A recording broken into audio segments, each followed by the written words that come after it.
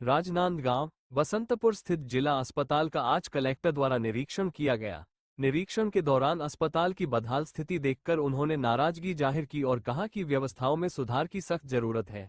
अस्पताल परिसर, वार्ड की स्थिति और मरीजों को मिलने वाली सुविधाओं को लेकर उन्होंने चिंता जताई।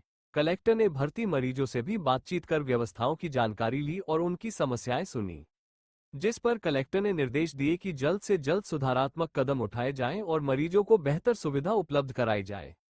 एक छोटा निरीक्षण था और इसके साथ ही जीवन दीप समिति की बैठक थी।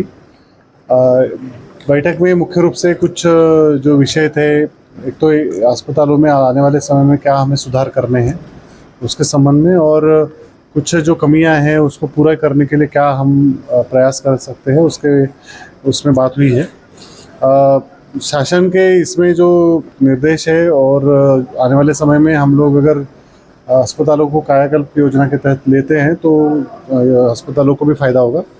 मैंने देखा कि अस्पताल में पर्याप्त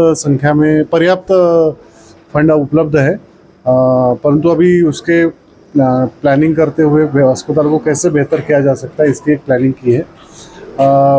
लगभग 350 पेशेंट यहाँ पे रोज़ ओपीडी में दिखाते हैं और लगभग 100 लोगों को या मरीजों को यहाँ एडमिट किया जाता है और 10 से 12 डिलीवरी इस अस्पताल में अभी हो रही है।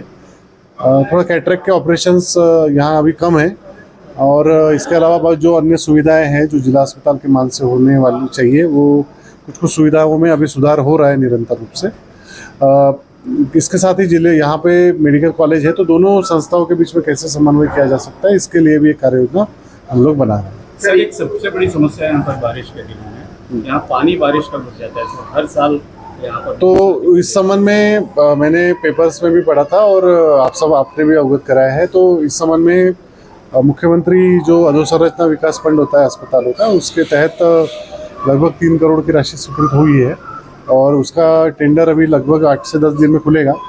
जो CGMSC के इंजीनियर्स उपलब्ध थे उन्होंने ये बताया है कि ये लगभग 2 माह के अंतर्गत हम ये काम करेंगे। तो कोशिश यही है कि हम लोग इस काम को बारिश के पहले करें।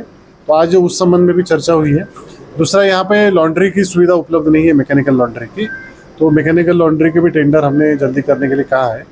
वर्तमान में CT स्कैन मशीन यहाँ बंद है और MRI की सुविधा यहाँ पे भी नहीं है और यहाँ पे अभी नहीं है, तो वो शासन में विचाराधीन है। तो उसमें मैं बताना चाहूँगा कि आज हमने निर्देश दिए हैं कि कोई भी निजी संस्था जो अच्छे दामों में अगर यहाँ जो हमारे अस्पतालों में एडमिट पेशेंट है उनके लिए अगर ये सुविधा उपलब्ध करा सकते हैं तो उसके लिए भी मैंने निर्देश दिया है। स्टाफ की भी कमी है सर, डॉक्टर भी नहीं है, स्टाफ की बहुत ज़्यादा कमी है। पिछले 1 साल से नहीं है सर। अभी इसमें एक ऑर्थोपेडिक डॉक्टर नहीं है और वो खैरागढ़ से आते हैं, तो उनसे बात हुई है और उनके आने जाने के लिए भी हम लोग अभी फंड का प्रोविजन इस मीटिंग में किया है। कुछ डॉक्टर्स के पूर्ति के लिए हम अभी शासन से पत्राचार करेंगे और ज़िले में जो DMF उपलब्ध है उस राशि से भी मैं अभी इस सप्ताह ही एक एडवर्टाइजमेंट जारी करेंगे। अगर कोई इच्छुक डॉक्टर यहाँ ज्वाइन करने के लिए है तो हम लोग तत्काल यहाँ पे उनकी सुविधा ले सकते हैं।